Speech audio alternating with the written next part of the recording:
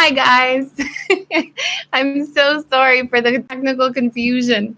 My webcam didn't start, so I was like, oh, I'll just close the browser and reopen because we have them scheduled ahead of time. And I closed the browser and the whole thing went away really quick. I was like, oh no. So what I'm doing is I was going to do, you know how I talk about how one live webinar a week I'll do actually just on YouTube in general so we can get new questions and different things. Anyways, I'm just putting it public on YouTube now. So I will let everybody know every few minutes periodically when they come in. This is available, but I'm so sorry. I was like, oh no. But yeah, we're back. Hello. Good to see you guys. So the good news is, I mean, as long as you guys have some time today, I've got lots of time. I want to make a note. Hi, everybody. So I want to make a note. I'm getting amazing questions in the discussion forum, really detailed, insightful questions. So what I'm going to be doing is I'm going to make a long form video today and answer a ton of those questions. I just felt like all of them deserve like at least 5 or 6 minutes of an explanation. I probably like to fill in all the little details and technical parts a little too much sometimes, but that's sort of my teaching style. So I am going to answer a whole bunch of these questions. I'll go through some of them now, but I'm saving a bunch of them for a video I'll make. The video will be about 45 minutes long, but it's just going to have an answer to a bunch of questions. I put a note in there for you guys. Hi, everybody. So I know, good to see you, Ellie. So I'm going to put a whole bunch of stuff in there for you guys. And yeah, the video is working for everybody else. Is it working for you, Jake? I'm happy you're back here, Jake. Okay, so let me just say hi to everybody. Hi, Rachel and Jake and Princess Khan and Annette. And sorry if it was triggering. Because it feels like the helplessness probably, right? I felt like that a little bit too. I was like, oh no, but then I sort of worked through it really quick in my head and sort of had a laugh about it. You know what? I actually feel like it's a small miracle for myself because I'm trying to learn like a little bit more about the computer and technology and different things but I'm quite busy. Like there's sort of a lot on my plate. So I'm trying to learn in little doses where I can. And I actually think it's a miracle that something like this didn't happen already. Like I made it almost 6 months without any major technical difficulties. I think there might've been one once where the sound turned off actually. So not quite. Anyways, it's a good laugh for the morning. So let's see who else is on here. Hi, Shannon and Halima. Hello. And Chelsea and Rachel. Oh, and now my printer's printing. And Nitya and Ellie. So good to see you. And Geraldine. Okay, there's lots of people on here. So I'm going to dive into some of the questions first. I'm also going to hold space like I've sort of said ahead of time I'm going to do. I'm going to hold some space. Yes, Kelly. I'm going to hold some space. And Efrat, hello. And Dirty. Hello. Okay, I'm going to stop saying hi to everybody. Lots of people on here. I think it's because it's sort of that time, right? Sorry, I'm going to turn off my printer so it's not disturbing. So I'm going to hold some space initially for just some questions in general about coronavirus and things that came in. And then we're going to dive into compulsive people pleasing. And I'm going to link this. Hi, Eric. Thank you. And Amanda. So I'm going to hold some space for diving into boundaries in here as well. I know Jake and a few of you guys were talking about the importance of really going through boundaries, and we talk a lot about it in the codependency and enmeshment course, but I'm going to do sort of a deep dive into a lot of this today in more detail and sort of the practical application of everything, because I just think that this is like such an important topic for so many people. And basically, half of the attachment styles really struggle with boundaries. So, out of our 4 are secure and our 3 insecure. Our anxious and our fearful avoidance are renowned for struggling with boundaries and not knowing them in real time and not really being like fully rooted in themselves and their ability to sort of get really clear about what they need in real time. And so that puts them at a huge sort of disadvantage in a relationship with, somebody who's secure or somebody who's dismissive avoidant, because what that's going to do is we know that conflict is basically born of a perception of imbalance. So whenever there's a perceived imbalance in a relationship, that's tough. So if one party in a relationship is great at setting boundaries and the other party really struggles, there's always going to be this sort of teeter-totter seesaw approach. And this is going to be really challenging for the relationship dynamic. So it's not only extremely important for you first and foremost to know what your boundaries are, but it's also important for a relationship to have boundaries and to set them out and to be clear about them. So hi, Elsie. So I'm going to do sort of a deep dive into all of this stuff today. I'm going to take as much time as we need. As usual, I'm going to start the webinar by answering a few questions that were submitted ahead of time. A bunch of other questions in here I'm going to save for the video, as I mentioned, that I'll post later today. And then I'll hold a little bit of space at the end of the webinar for any COVID-related questions. I know that this is sort of a funny time, and it's interesting because I see more and more people tuning in for the live webinars instead of the replays. And I know it's because, we're waiting for community, we're seeking community, and it's so important. I was reading an article yesterday, and it was talking about how there's a surge in New York City of people adopting shelter pets. And it's interesting because it really tells you a lot. People are looking in whatever ways they can subconsciously, naturally, for connection. And so when people are feeling isolated and quarantined, they're like, oh, let me get my needs met in these different ways. And so the brain naturally does that, which is beautiful. But sometimes the brain, the mind sort of suffers first before reaching out and doing these things.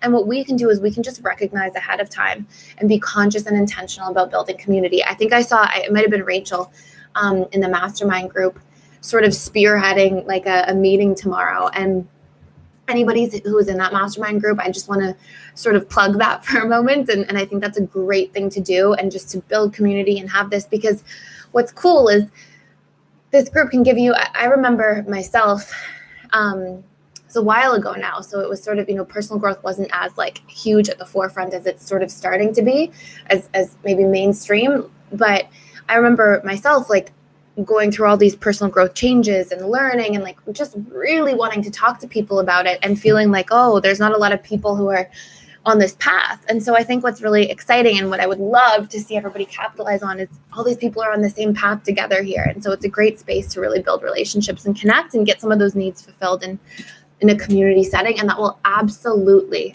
help with any feelings of disconnection that you might be feeling in your day-to-day life now because of everything that's going on. So if there's anything as well that you guys need to feel more supported during this time, I urge you to post these things in the group forum and just write something in there that's hey, I could really use some of this, any suggestions. This is a time where I'm definitely open to tweaking things and improvising and just doing things that are a little bit different if it's going to help to meet some of your guys' needs a little bit more. And I would love to just sort of help compensate for what's going on however I can. So please let me know. Yeah, there you go, Rachel's. You're welcome. I think it's amazing. I'm so happy that you're sort of pioneering that. I was so happy to see it.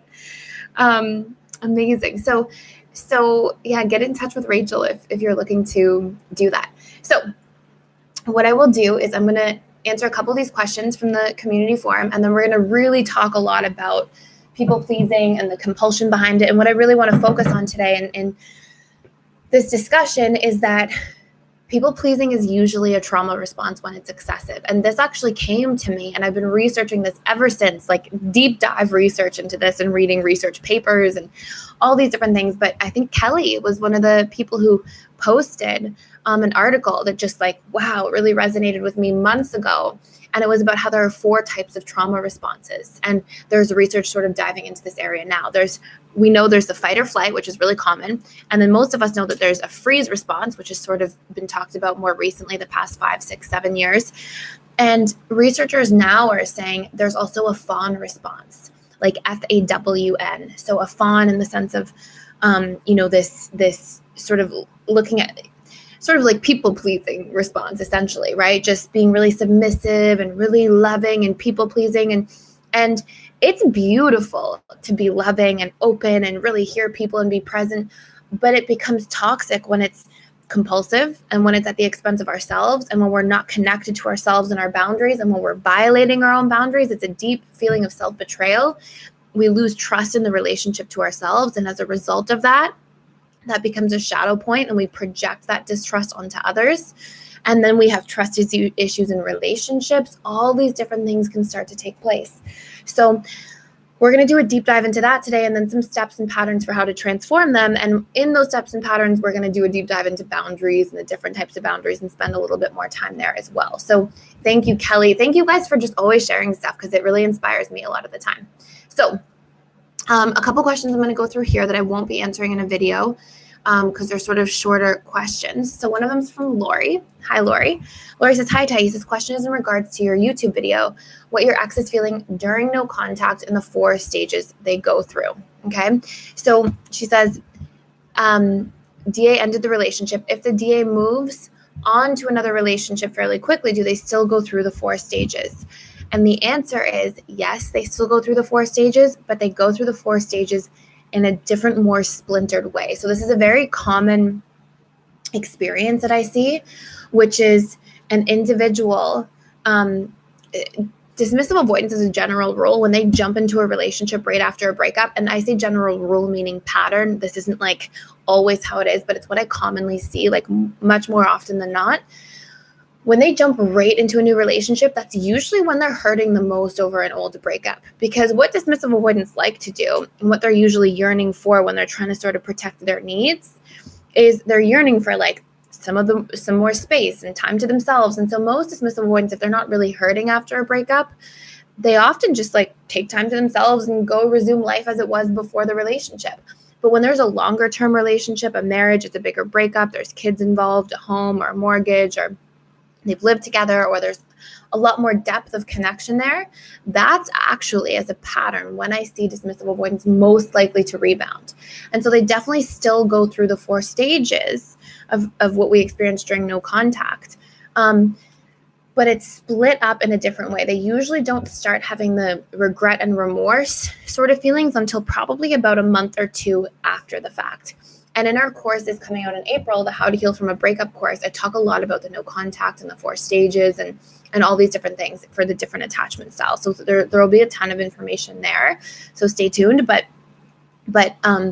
it's just those stages are spread out and they're splintered up a little bit. They're not really back to back the way they generally are when there's no contact, because they have these sort of distractions and deflections happening in everyday life. So it's a great question. I have another question from Free that says, I know that DAs don't share their feelings very often. I read that when or if they do, they are most often negative feelings. Is this right? And why do they have mostly negative feelings? Because dismissive avoidants aren't generally rooted in vulnerability. And so they don't really love to be vulnerable as it is. And the expression of positive feelings as much as negative feelings is often a form of vulnerability. It's like, you can think of it this way. For somebody to be able to share their feelings, when are human beings most likely to share their feelings? Well, a lot of people are going to share when they're bad because they want something to change, so they come to expression out of sort of desperation. But people who are generally really comfortable with vulnerability as a whole naturally share positive and negative. So you're going to see the needle kind of moving the most for dismissive avoidance in the expression of their feelings when there's negative things sort of coming out. And they usually sort of pop out, maybe not in the most graceful forms, like they're sort of these blunt, spur of the moment things that often happen. But it's actually a good sign in a relationship if that's taking place, because it's a sign that that person who is terrified of vulnerability is actually trying to express something in order to create change. So it's sort of, most of the time it's a symptom. I would say the vast majority of the time it's a symptom of that person being invested in the relationship to a certain degree, because they're kind of willing to overcome the terror of vulnerability instead of just leave the relationship, right? So they're trying to overcome the terror of vulnerability to change things in the relationship, which is a symptom of sort of investment in a way. So another person says, what is the best way to validate the changes that I see a recovering DA doing? One of the best things you can do is I see all these. Yeah, when you guys want to, we're a little busy today. So when you guys want to post a question, just like Princess Khan is doing and stuff, and I'll dive into these questions, make sure you go at Personal Development School _Thais Gibson, and I'll dive into those questions, because I know a lot of you guys chat in the first place. So sorry, I started reading some of the sweet comments between you guys. So one of the best things you can do is validate their feelings by just being really clear, like, hey, I know that you are, sorry, not their feelings, the changes. Hey, I recognize how much you're putting in and you're doing an amazing job. A lot of dismissive avoidance, I would say like high percentage. I would estimate around like 85+%. Also carry this limiting belief that they're like incapable or something's wrong with them around like how they interact emotionally. And so a lot of dismissive avoidance, when they have a partner saying, we need to change this, we need to improve this, we need to work on this, a lot of them naturally feel a great sense of disempowerment, sort of a feeling like, oh God, I don't know what to do. And it just feels like this dark, confusing cloud hanging over me. And this is confusing. And I don't really feel that comfortable moving in this direction. And so they tend to avoid when they feel uncomfortable. And so this is sort of a natural pattern or cycle they fall into where they feel disempowered to work through emotional issues. Then that disempowerment makes them feel discomfort. And we know dismissive avoidants really don't like discomfort. And so then they retreat and avoid. And so when you can share, like when you're seeing these wonderful changes, like someone's mentioning here inside the group, and this person showing up and you're like doing the work together and it's working, just be really honest. Like, hey, I notice you're doing this, this, and this, and it means so much to me. And the more specific and direct you get, the more they believe the compliment, because sometimes they'll sort of dismiss compliments or deflect them. So if you say, oh, you're doing an amazing job in the relationship, they might be like, oh, you're just saying that. But if you're saying, hey, I've noticed you changed your communication in this situation and that situation and in this area, and I appreciate it so much. I know it's not easy and it takes a lot of hard work. It means a lot to me. The more specific and detailed you get, the more they're like, oh, these are really, these are factual things. You're giving me the exact details of what you're seeing changing, and you're noticing, and you're feeling appreciative, and they thrive off that. They love that, and it really builds their ability to believe in themselves quite a bit. So it's a wonderful thing to do, especially if you see that you're introducing all these tools that you're learning, and then you're seeing the changes in your partner as well, who's also showing up. Like, that's amazing stuff. So, so I have another question about codependency, but I'm going to dive into that in the actual content we're going to dive in today. So I'm going to answer 2 more quick questions from the forum, and then I'll dive into the people pleasing and all these things. And again, any like COVID type questions, I'm always going to hold space for extra long at the end of the webinar. So Nof says, I have a shadow work question. I'm hoping you can help me work through this trigger. I get really triggered by people who I assume are showing off. Social media is a good example. People share too much on there. And for example, I would get triggered by someone bragging about their travels or someone bragging about the flowers that their spouse got them. I'm trying to figure out what this could be telling me about my shadow. I genuinely don't think it's good to show off, but as I've learned, when something leads to a charged emotion, it might have something to do with my shadow. Okay, amazing. Exactly. So here is a really simple shadow piece, if just at a very high level. And I think I mentioned this at the very, very beginning of the shadow work course. Our shadow is something that we are not integrating completely. We're not allowing. We're sort of repressing or denying. So if we make negative associations to the part of ourselves that wants to show off, and maybe it's because you got punished for it as a child, or when you tried to get too much attention in the classroom as a kid, your teachers, punished you or reprimanded you, and it felt bad, and it felt like you were rejected or disconnected, excluded, these sorts of things. Whenever this happens, we assume that, okay, this trait is negative, and then it triggers us in other people. So it can also just be at a very high level that we have repressed this trait so much in ourselves, and we need to sort of integrate it back into the balance. And it doesn't have to be like showing off, but it can be sharing or connecting, or, where are you not saying anything or not allowing yourself to. I had to work on this piece for myself because I had a lot of dislike around like the center of attention. It actually really stopped me from putting content online way earlier. I would have probably been doing this a few years ago. I was really inspired to do it, and then I was like, oh, it's too much like about me, and I don't like that. And I had to sort of work through that. It was a big shadow piece because it was preventing me from sharing and doing what I love.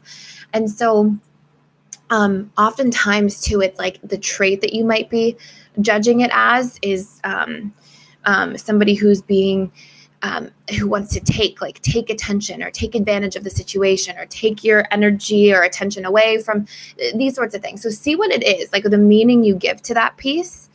And then look for, where do I do this in the relationship to myself? And so, what I find often in these situations is it's like the people who are showing off, you might assume are like takers, or they're hungry for attention. And you might be giving all your attention to other people and not giving enough attention to the relationship to yourself. So that triggers you because it reflects that part of you that also does the same thing. And it can also be somebody who takes advantage of the situation. And you can ask yourself, where am I taking advantage of myself to please other people or to please the people who want all the attention? These sorts of things. And there's usually a really strong pattern there that I've found in many sort of cases where there's a similarity. And so I would sort of check in there with what those pieces are. So in terms of steps, a great thing to do is like, where am I just not integrating? Step one, high level, where am I not integrating this piece in myself enough? Like, where am I not allowing myself to have any attention or much attention at all in group settings, let's say, or in things that I want to share or put out into the world because I'm thinking that, that makes me bad or attention hungry. And where do I have to actually balance out my associations because I'm removing that, and that repressed trait is my shadow. Okay. And you can look at what's the cost of not just being in a balanced space there where I feel comfortable to give and receive attention in a healthy way, in an exchange, in a group setting or dynamic or whatever it might be in the workplace. So that's step one. Step two, a deeper layer is you can go, okay, what's the meaning I give to these people? What do I judge that as? Okay, maybe there are people who take advantage, whatever that might be. And where do I do that in one of those three places? In the relationship to myself, in the relationship to that person, or in the relationship to anybody else in my life. So between those things, you'll definitely find your answer. And the last question I'm going to go into before I dive into the content for today and then some of the questions you guys have in the chat is S's question. And so I like this. So this is about our content for today. So S says, I have a burning question pertaining to the webinar, Transforming Compulsive People-Pleasing and Fear of Speaking Up, that I may not be able to attend, but I hope this gets answered later if it isn't seen in time. Hi, Thais and everyone. I don't really know why it has felt so daunting to come in here and speak, but I wanted to. I'm so glad you're doing it. I deactivated my Facebook a year ago, so I'm not in the group, planning to reactivate in the future. I've been a member for a month here and haven't come into the members lounge until now, but I'm in the courses. It has been overwhelming because this has been life-changing for me, and I don't say that lightly. Aw, this is really sweet. Thais, you are a universe send. Thank you so much. I'm like honored that you guys are getting so much out of this. I've seen and read many things and not found anything that I could deeply apply like this, or that I felt so perfectly explained my experiences or other people's. At 33, my life is completely changing. I don't read these ahead of time, so I like sort of touch base and look at what the first few sentences are, but I prefer to have things sort of like, I find I give the best answers when it's organic and spontaneous. So then sometimes I feel funny about reading these things out loud, but I'm internally, anybody who shares things like this, it just like my heart explodes. I'm so happy. So I'm really changing and figuring things out I never previously knew. Thank you from the bottom of my heart. I'm so glad this exists. Thank you so much. So S says, okay, to my question, a little background. I am FA who very strongly leans dismissive avoidance, even in what some of my triggers are and love language, in addition to my behavior. Excellent. But I'm most definitely FA. The person I was dating was DA, and my anxious side surfaced, and I would get very triggered. My mother had a personality disorder, pretty sure moderate on the MPD spectrum. My father struggled with addiction. They divorced when I was 5.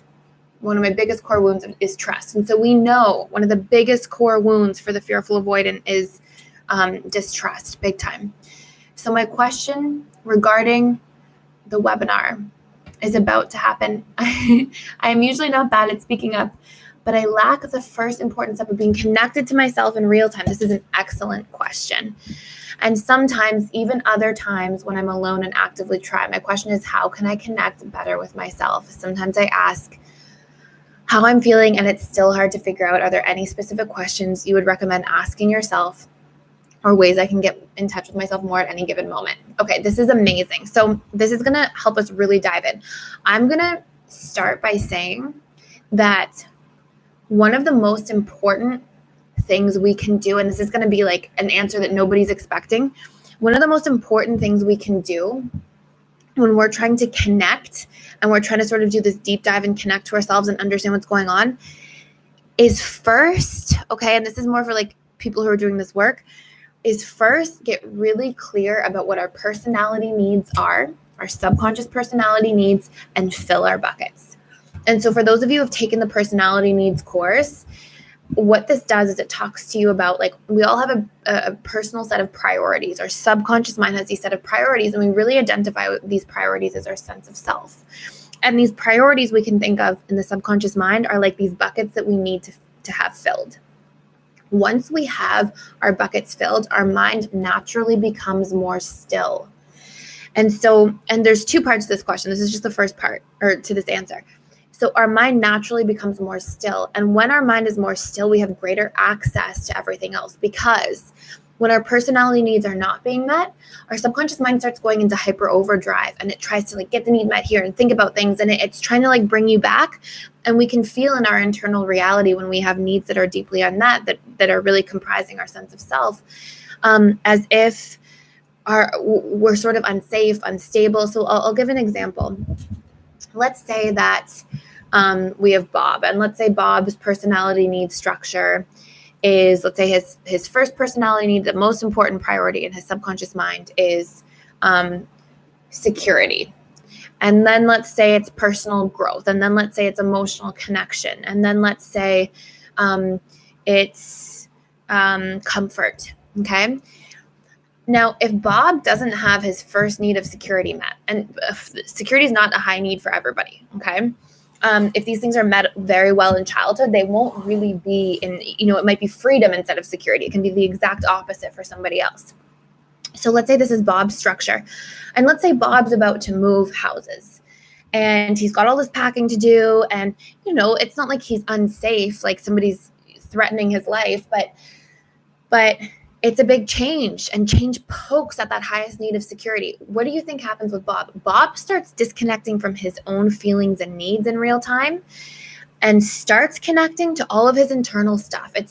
All of his personality needs go like, I'm not going to feel safe here. What do I do over here? And he starts going into overdrive whenever these needs are unmet. So one of the best proactive things we can do, and I can tell you as a human being, I'm very aware of my personality needs, and I'm always sort of checking in with my buckets and seeing what's filled. And there is a direct, massive relationship between how still my mind is and how clear I am and able to tune in, and how much my personality needs are met. And even when I do the other work, sometimes we can get a little busy or preoccupied with other things when there are certain personality needs that are unmet. So it doesn't just apply to security. That applies to people who have a high need for personal growth, and then they're not getting that need met. And then they become restless and frustrated at social situations or settings that are taking away from these things. So one of the best things you can do ahead of time is get really clear about what your personality needs are and make sure these buckets are filled. Then the mind becomes still, and then it's easier to naturally tune in. So that's a great, I think a lot of you guys in here have taken this course, but if you haven't, it's a great thing to tune into. And then the second parts of this that are so important is that fearful avoidance, more than anybody else, is a general rule. And actually, I was having this conversation recently. Fearful avoidance who lean dismissive struggle with this the most out of any attachment style, period. Like, the patterns are so concrete that it's pretty amazing. So fearful avoidance and lean dismissive are like so disconnected from themselves a lot of the time. Naturally, they're sort of conditioned this way, and then so hyper connected to other people. So when we look at like a dismissive avoidant who tends to be quite disconnected from their own feelings and needs, what's interesting is that they can be disconnected from their feelings, not as much their needs, their feelings, but they aren't super connected to other people's feelings. So it's a little easier when they're feeling frustrated or when the emotions do emerge strongly to act on them quickly and set a blunt boundary and leave the scene or do whatever they have to do to create the space. And so they have an easier time when the needle moves and it starts getting tough and frustrating for them to act on their needs. Fearful avoidants have this other layer of like, not only are they a little bit dissociated from themselves in different ways, but they're also like hyper aware of other people, which acts as this like layer of distraction, if that makes sense, like this other element to it that adds an extra tricky part. And so what is extremely important is that the fearful avoidant first works on practicing and integrating the skill of being with themselves while they're with other people. And again, I was having a conversation recently about this because this is very common. Fearful avoidants, especially those that lean dismissive, they often, if we could like measure their thoughts and awarenesses throughout the day, when they're with other people, they're often much more with how everybody else is feeling and what people expect of them, and becoming hyper vigilant about their external environment, and much less in the relationship to themselves. And so when they're out of that space, it's a lot easier. But when they're with people, they tend to be hyper vigilant about their external environment. And so a great practice, I'll say 3 things. Practice number 1, meditation. Honestly, meditation gets you in touch with your internal reality. It's about sitting for 10 minutes or 20 minutes, once or twice a day, whatever works for you, and practicing being with your internal reality. And that's like an amazing reassociation technique. If you often find yourself just disconnecting and leaving yourself and not knowing what you're feeling and needing in real time, it's a great habit. And through the repetition of that obviously creates reprogramming in your ability to observe your internal reality. So that's step 1. Step 2, practice sitting with other people and tuning into yourself at the same time. Practice being conscious about it. So if you go to work for the day, let's say, maybe set an alarm on your phone, put it on vibrate and put it in your pocket or something, like, so that it's not disruptive. And practice like every hour, tuning in and being like, okay, what am I feeling and what am I needing? And try to access those feelings. And there's a lot of feeling sheets in the different workbooks and the different courses that have a list of different emotions and they're opposite. So it gives you sort of the full perspective there. But I would try to start noticing what your feelings are on a regular basis and where you feel them in your body. Because emotions are basically somatic sensations. They're like the expression of the mind in the body. So it's like the reflection of your thinking, essentially. And you'll just feel sensation. So anger might appear in your chest or arms. Fear might appear at the back of your neck or your stomach or gut. And people experience emotions in the body specifically. So that really helps like wake you up to them when you start feeling and noticing sensations. And that will help you to catch these things as they're happening in real time. And so the more you can tune in and do that throughout the course of the day, what do I feel? What do I need? And just practice being habitual about it until you master that skill, the better. And then the third thing I would do is practice bringing that into conversation. So the ideal situation is you can be sitting with your friend or your romantic partner or a family member, and they can be talking, and you can tune in while they're talking without losing track of the conversation and be able to go, ooh, that comment made me feel a little bit on edge. Where do I feel that? Oh, okay, what do I need to feel better? Oh, I need to be understood in this situation. I realize I feel misunderstood. Okay, I'll talk about that in a second when they're done speaking. And you ideally want to be able to sort of move back and forth between being present but also tapped into yourself. And this is like the ideal for communication. So without that, we enter into fawn response, which is this people-pleasing response, where it's like, if we are naturally more tuned into other people than to ourselves, if we naturally feel more for other people than for ourselves, then it's very easy to violate our own boundaries without meaning to. And then we feel frustrated and resentful after the fact. So it's extremely important to recognize this. Okay, so I'm going to keep going into some of this content, and I'm going to talk about what the fawn response is, how to recognize it, why it comes about in the first place, and then the boundaries and the different steps and strategies we can use around that. But that was an amazing first question. So about this topic. So let me just touch base on some of the questions in here. So Princess Khan says, I have one suggestion that Friday and Saturday back to back is not as effective for me as maybe alternating Tuesdays with another day. Thank you for sharing that. Yeah, you needed a webinar this week. Oh, I'm sorry to hear you went through a breakup this week. I remember you sharing that things were sort of rocky, but it's good that you got to the bottom of it and you're being able to I hope you got closure. I'd love to hear if you were able to get closure. I'll talk to you about the 4 stages in just a moment. The reason we're doing Fridays is because a lot of people, if we do them during the day, a lot of people, we surveyed a bunch of people, we sent an email out, and a lot of people can't do the evening times in the night, right? So it's like we do an evening time, and then for people in different time zones, we try to do an earlier time at a day during the week that they're there, and we're trying to alternate. But I'll stay on top of that, and I'd love to hear other suggestions for time if you guys can't make it. And I'm trying to think. Yeah, as the school's growing, we're growing a lot too. And as the school keeps growing, I'm probably going to end up adding a third webinar each week. We're going to sort of see like what the end of this month is, but it looks like a good thing to do. It might be a shorter one, like just a 45-minute one or an hour one, just to go through Q&A type stuff. But we'll probably be doing that either next month or the month after. So stay tuned for that as well. So my FA normally gets very anxious post-breakup and initially tries to reach out within the first week. I'm wondering how the 4 stages can vary for FAs. Yeah, so then if he's the one doing that, he's probably regretting and he's probably making these emotionally based decisions, to be honest. Whenever you see that as a pattern, it's usually that this person's making these emotionally based decisions. And honestly,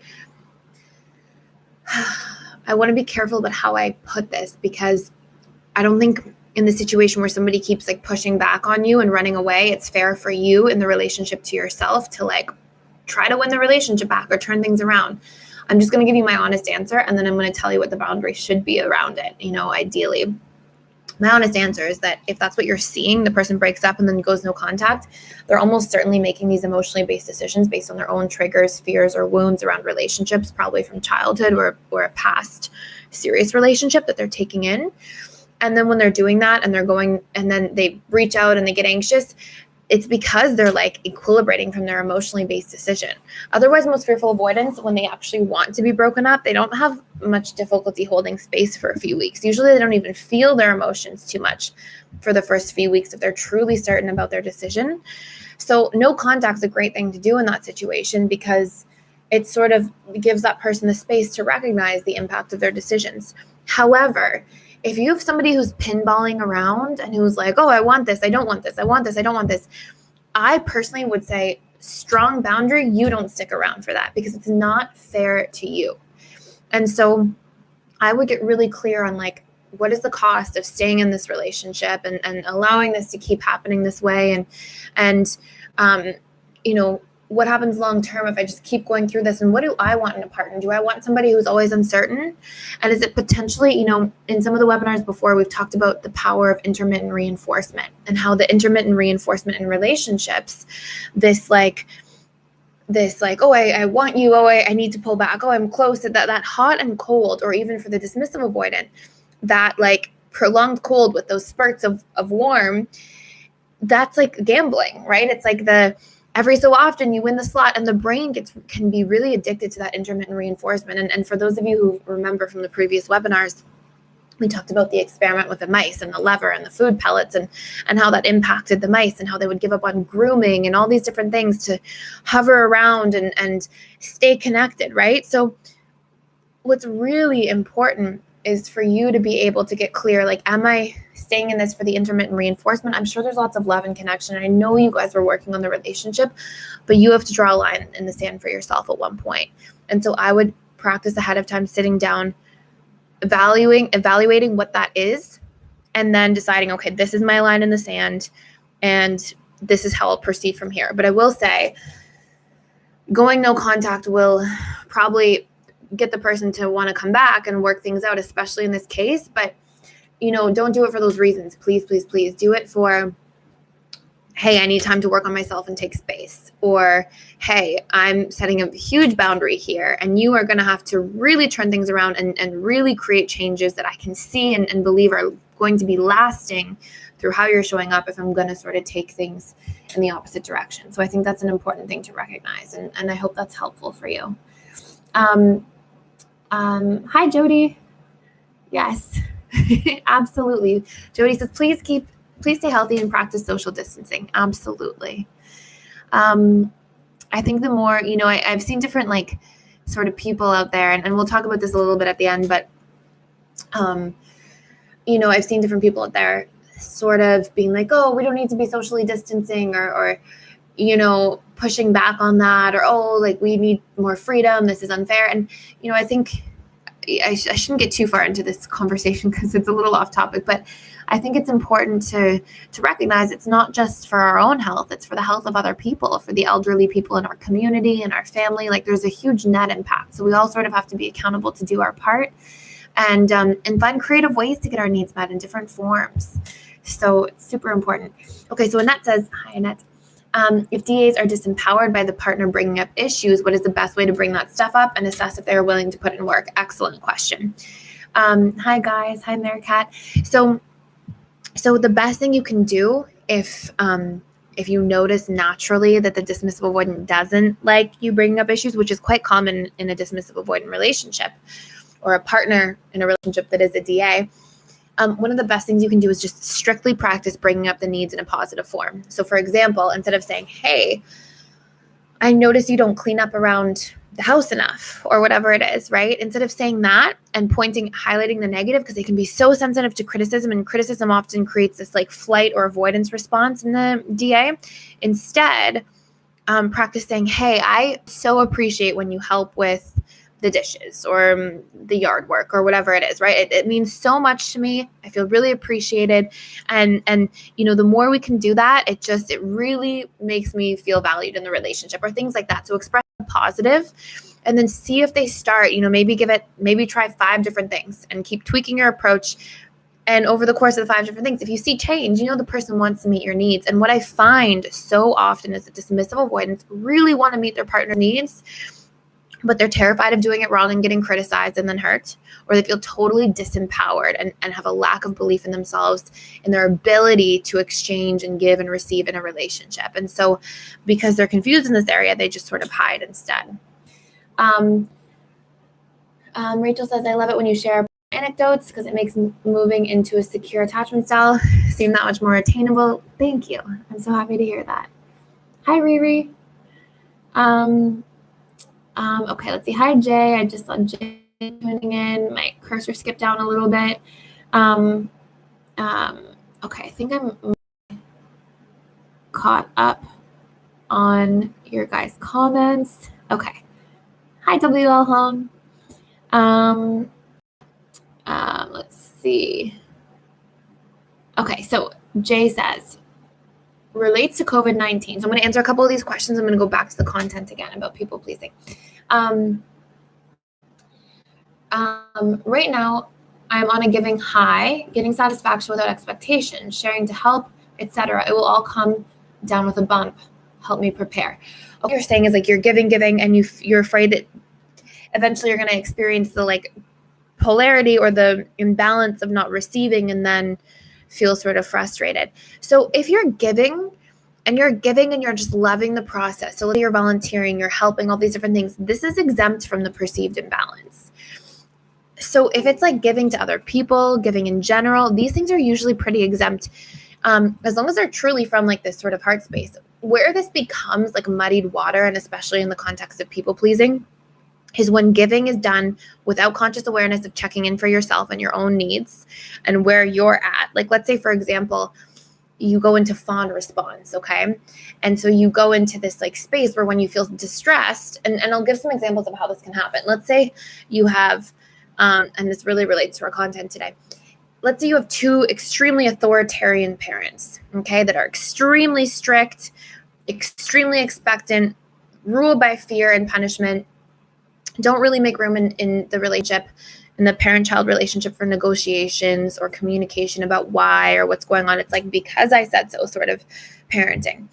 And so let's say this is the case, okay? And so you're in this relationship, and then what do you learn as a child? You learn, well, my needs don't matter. They don't make me feel good because if I try to express them, I just get punishment or pain. So that doesn't really work out nicely for me. And in fact, I actually get closer to getting my needs met if I'm in a space where I'm pleasing, where I'm just following the rules, girl or boy, taking care of what my parents expect, all these different things. So what this does is that trauma of consistently not getting your needs met, being in fear, feeling like your feelings are not being validated, seen, and heard. There's this lack of attunement because the parent's ruling by fear. All these things create this little pervasive fawn response over time. So you can have all these little, like, oh, when there's a potential conflict, I just have to please and I get out of that conflict. So if you go through this on a daily basis or a weekly basis in the way your parents are parenting for all of childhood, this is like thousands and thousands of times. And remember, it's repetition that reprograms the subconscious mind. So repetition plus emotion. So if you have these repetitive emotional experiences, this is going to be a deeply ingrained response. And so when we bring that out into the world, let's say we go into a relationship or we go into our friendships or whatever it might be, and we're in a space where like there's a problem or conflict, or whenever we're under distress, we start fawning as this response to try to get out of the conflict or try to remove ourselves from the situation, then what we're doing without meaning to is we are subconsciously often violating our own boundaries and our own feelings and needs.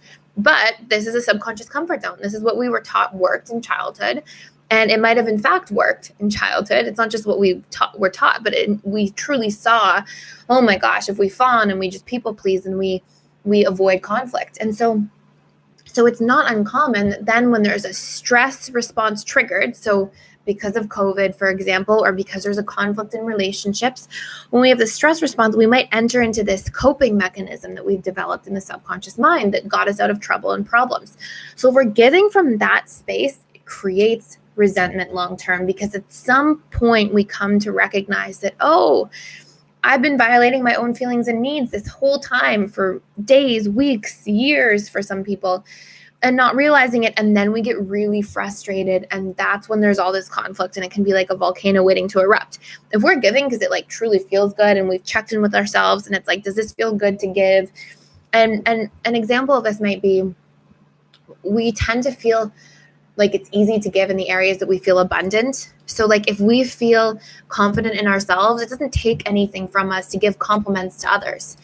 If people are feeling, and I've observed this pattern a lot of times with different individuals, if we're feeling really low in our self-esteem, and then we give compliments to other people and they don't compliment us back, we're like, oh, and we get sour about it.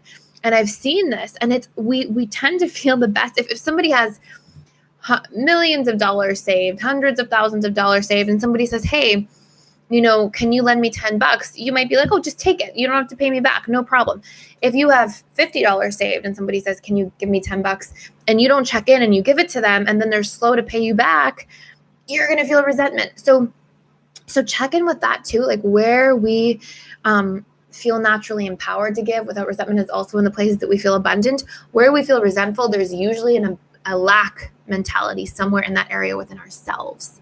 And that can also be, I'm going to split this into two parts. So that's one big piece, is like, do we give to people in a way that's violating our own boundaries because we are in lack in the place that we're giving from? Okay. So the money or the compliments or whatever, right?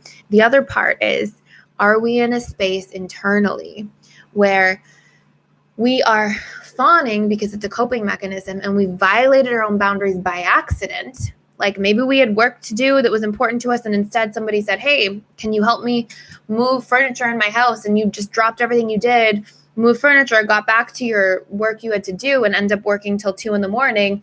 And you didn't check in with yourself first to see where you were at. And that's going to create frustration and resentment. So we have to be able to check in with ourselves as we make decisions. And we want to be able to habitually do that until it becomes a new normal. So I hope that makes sense. It's a very long answer for that question, but it was a great question. I've practiced setting boundaries, but there are several times that I feel so sad. It makes me sad to put myself first. This is a great question. I notice I feel this with more people I deeply care about. Why? Usually, if this is what you're feeling, this is very common when it comes to setting boundaries. If you feel guilty for setting boundaries, okay, and this sort of dives into like our boundaries in the first place. Yeah, okay. And Efrat, I just saw your question too. So these are two really sort of linked questions here. If we set boundaries, okay, and then we feel guilty, this really relates to codependency and an enmeshment, essentially. So what we've noticed and what we've realized, right, is that we learn these codependent things because they were adaptations to painful experiences in our environment. So if I learn that, it keeps me safe to avoid, let's go back to that example with two very authoritarian parents. If I learn that, it keeps me safe to not set boundaries, and it gets my needs met to not set boundaries, and oh my gosh, if I do set boundaries in childhood, I get in trouble, I get punished, or I get emotionally abandoned. Or even if I have a caregiver who's maybe they're in pain, maybe they're depressed or anxious or addicted, and I see that pain, and then I set a boundary, and then I worry about their well-being. Oh my gosh, am I going to drive them to more addiction? Am I going to, if we have these painful associations stored in the relationship, your brain's like an association making machine. It just melts associations together, like a boundary equals this, and it stores the feelings with those things. So if those associations we have in our subconscious mind are like, boundaries get us emotionally abandoned, boundaries make us a bad person, because how can we set a boundary when mom or dad are depressed or addicted? Oh my gosh, they're going through more than me, so how dare I do that? If we build these associations in, that's what's being triggered when you set a boundary in real time now. Even though that's a program from years and years ago, until you deprogram that bug, we'll call it, you're going to feel those same feelings, because those are the stored associations you have. And associations have emotional imprints to them. And so those emotions are what are surfacing. And so when you feel that sadness, it's because you learned there's some kind of association in there that setting a boundary makes you bad, makes you unlikely to get your needs met, makes you likely to get punished, disconnected, excluded, judged, or loss of approval, emotionally abandoned, these different things. And that stored association is what you're feeling. And so that's, I urge everybody to take a moment and recognize if you're falling into this trap, we'll call it, of like pervasive or perpetual people pleasing in a way. What is happening inside of you? What are you experiencing? And what's being triggered inside of you around that? What is the association is what you're looking for that I've made to setting boundaries, and where does it come from? And having the conscious awareness of that sort of splits those things up. And then I would question that. So if you've made this association that I'm a bad person if I set a boundary, really question that. Like, can you 100% know that? Can you really truly know that setting boundaries makes you bad? And where does that come from? Like, where did you get that? Oh, maybe because when I did that as a child, I got shamed for it or blamed for it. And I got told that I'm being entitled or greedy, or I'm not appreciative enough. Or maybe I learned that I'm a burden is another common one that I see. And so it's like, oh, you already take so much out of me. Maybe a parent saying this, I already give you so much or do so much for you. And how dare you have it like a need? And, I don't mean to like make parents sound like awful people. People just pass down their own unconsciousness and trauma, right? And so you might have a parent who's having a really bad day, and that happens. And nobody's ever going to be perfect. So it's really important to tune into these things and then work on questioning them. And then what I'm going to share here is one of the best things you can possibly do when it comes to reconditioning boundaries is exposure response. It's not just like, let me remove my stories around it and then hope that they flow. Boundaries are very action oriented. It's like the act of speaking up, the act of moving away or expressing something. And so we can't just do the work in our minds and just reprogram the belief. We have to actually practice the action. And so what exposure response work essentially is us being able to take something that feels super uncomfortable or scary and start exposing ourselves repeatedly, because it reprograms repeatedly over time in very incremental small doses to the thing that we're afraid of doing. And then intentionally, because it's repetition plus emotion reprograms, then we want to intentionally lace a new feeling in connection to that experience. So for example, what you might do is if your boundaries around speaking up, I hear people all the time say things like, oh, I feel so guilty leaving a get together early, but my bedtime's earlier than other people, or things like this. So if that's the case, maybe you start with like people you're super close to, and instead of leaving 3 hours early, maybe you leave 30 minutes early, and you practice just doing things that are just pushing you a little bit outside of your comfort zone in increments. And you express, and then you try to, once you've expressed, your brain's going to go, oh no, you're bad, you're this, you're that, and try to go back to expanding all those stored associations. Instead, what you want to do is you want to intentionally lace a new emotion to it. Like, how is that courageous? How is this good for me? How do I get to go home? And if you're this person in this example, and go to bed and feel recharged in the morning and have enjoyed the gathering to the full potential, but also gotten my sleep, and try to look for the benefits of this instead of just the drawbacks, and focus on those. And what you're doing is you're lacing new emotions. You're basically new associations where the old ones were. And through repetition, you'll reprogram that over time. So I hope that makes sense. And so Efrat says as well, why when I get a need met, it doesn't feel good. It's the exact same thing. It's because of the stored association that you have in that area with the needs. So do I think that if I get needs met, this is very common, especially for fearful avoidance. Do I think that if I get needs met, I'm a burden to others? If I need needs to be met from others, does that make me a burden? Does that make me bad? Does that make me a taker? What are the associations you have there? And that's what you want to work on letting go of and questioning. Okay. I'm so happy too, Ellie. That's amazing. I will always remember you, Ellie. You're so sweet. So let me see. Okay, so I had a convo with him on Sunday, but it wasn't much closures. He listed things from past months that have been bothering him about me. So do you see that? That's also like, so Princess kind of sharing this individual and definitely makes emotionally based decisions, instantly blocked me on social media after the conversation. So here's an example of somebody not speaking up and not taking accountability for their own feelings and needs, and then blaming, right? And that's a very unhealthy pattern in the relationship. So if that ever does come up again, I would definitely urge you to tell this person, hey, why don't you practice, you should have said these things to me ahead of time. You can't get into a relationship, withhold your needs, meet mine, because that creates some over time, and then the person blows up and runs away.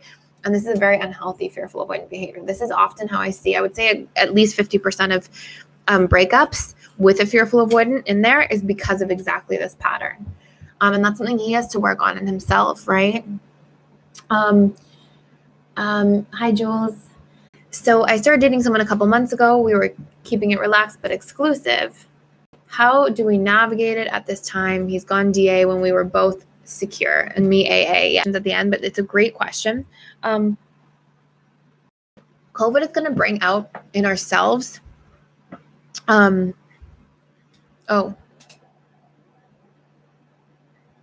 can you guys see and hear me? Okay. It says unstable. Can you guys see and hear me? Okay, good. I think the connection was. It said your connection is unstable. I was like, more technical issues. Oh no. Okay, so we don't have them at all once, and then all in one day they come together. So that I just want to point out, which is a great point that Jules is raising. COVID is going to bring out anything that's unhealed in you. Anytime there's like a stressor that's external, especially something on the collective level, it's really going to show us what's left in us, right? It's really going to show us like what triggers, what patterns, what different things are happening inside of ourselves. And so a really good thing to do is ask yourself, okay, what is triggering this pattern in me? And write out all the different things that are showing up. Is it the disconnection? Is it, what are basically the unmet needs that are taking place? And in the column next to it, like, what are some strategies to get these needs met in a healthy form? Okay. And maybe it's not with this person. Maybe it's in the relationship to myself. And then if this person sort of moved DA and you're experiencing more of the anxious pattern, I would get clear on your expectations too. What are your expectations from this person in order to feel safe? And then I would communicate them. Without communicating them, it's going to be really hard. And you can communicate them in a really easy way, like a positive way. It's a really wonderful question. You can just say, hey, I know this is a challenging time, and I'm recognizing that during this time, I have a higher need for like touching base more frequently. Would you be open to doing a phone call, every other day? Or, pick a need that's like, you don't have to say if you're hardly talking at all, like, let's talk every day on the phone. Pick something that like works within the dynamic, but moves the needle forward in the relationship situation a little bit. And so it's really great to say, hey, this is what I need in the situation. Would you be open to that? I would really love to talk, and it would make me feel really safe to feel supported in the situation emotionally, or whatever sort of form that takes. It's a great question to ask. And just a reminder, you guys, because I can't tell sometimes who's chatting, if you're looking to submit a question, just highlight it ahead of time. Let's call it personal distancing, but social connection. Love that. I love that so much. Okay, so here's some more questions about the content. So I'm going to answer a couple more questions about boundaries, and then we're going to talk a little bit more about the different types of boundaries and the steps and strategies and more of why this chronic people-pleasing response can come about, okay? So Michelle says, how do you stop feeling guilty? Hi, Michelle. When you start saying no and create boundaries, when people are so used to you doing all this for them and start to get upset. So this is an amazing point. And this actually is something I was going to touch on in a little bit. So here's what happens.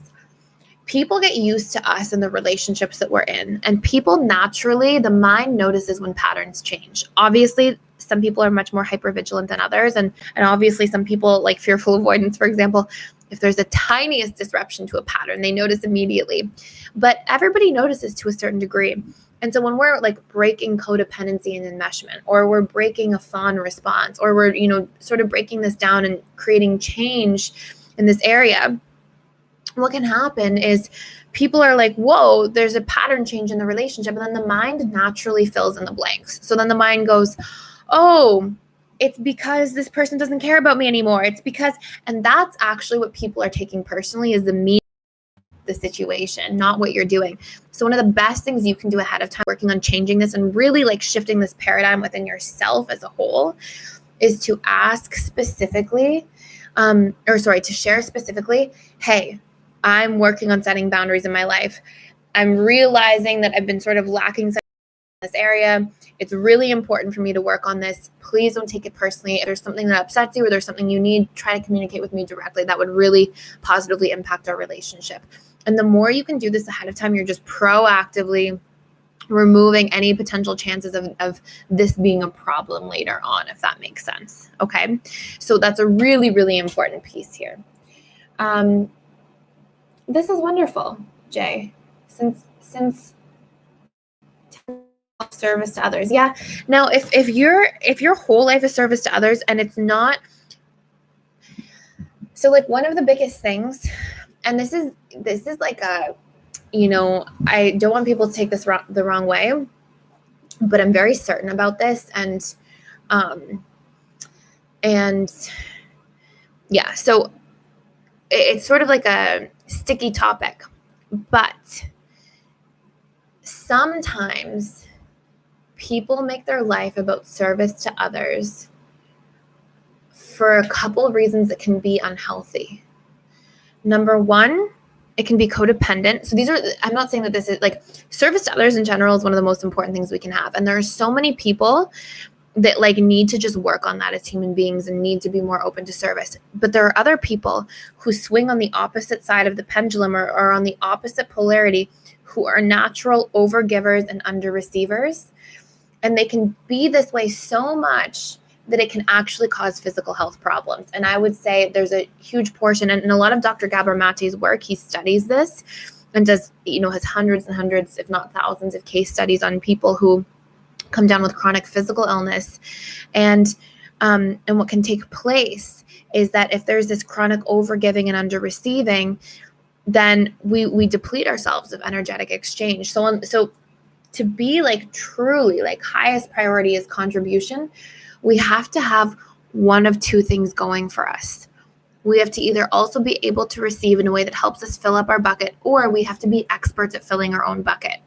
And so this usually honestly comes from like a really strong relationship to spirit or God or spirituality, religion, whatever it might be, where you're like really replenishing yourself through like that kind of relationship, and you're able to sort of take that back out into the world, or a really strong relationship to yourself in terms of like self-work and self-empowerment and getting your own needs met. But if we are just giving and then not receiving our needs from ourselves, from our relationship to God, or from other people, we run into health issues. And so I just want to like really share that because I know it's sort of like a controversial opinion because a lot of people are like, we should always be of service. But it's so important to be able to check in with yourself and make sure that you're not giving because you're making yourself responsible for other people's feelings and it hurts you to see other people in pain and you're trying to remove your pain by fixing their pain, right? Or because you feel like you're selfish or bad if you don't do this all the time compulsively. And so we really have to check in here in this situation and make sure that we have basically like an energetic balance in whatever form that takes so that our cup is filled in the meantime, if that makes sense. So fear of vulnerability, yes. So, okay, so I'll add some other things in here. So number one, another big challenge that we can run into with chronic people pleasing, here are some of the underlying belief patterns that I really want to highlight, okay? And then we'll talk about some boundaries. So we talked about some of how these chronic people pleasing patterns can come about. And we talked about, having authoritarian parents, big time, will predispose you to this pattern. Another really big piece is if you see your parents in pain or they're fighting a lot or they're in this like emotional space or not able to regulate their own emotions, you as a child, because you're very attuned and we're wired for emotional attunement, you as a child might be like, oh my gosh, they're in pain. I can't cause more pain because then there's more chaos in my home and I feel further, more unsafe. And so you might sort of avoid expressing or receiving what your needs are because you're just trying to kind of like keep things stable and safe. And just from like a hierarchy of needs perspective, that's obviously going to take priority. So that's another pattern. A third pattern that I see often is if you have one or more parents, it makes you feel like a burden. So sometimes, we see a single parent, for example, who's like constantly being like, I don't have enough time. I work too much. And is kind of like emotionally dumping on their child as they get older. And they might say like, gosh, like you're such a hassle. Or I've heard a lot of stories like this over the years. And they say, oh, I do so much for you. I do everything for you. And they make their child indirectly feel like a bit of a burden. And as a result of that, the child's like, oh my gosh, I now make this association as the child, right, between being given to or receiving and being a burden. Like I feel guilt. So then the human being, if that's me, pretend, right, I just make this link between, or if it's Bob or whoever, you make the link between receiving and guilt. And then that's your association because the brain is wired to avoid pain.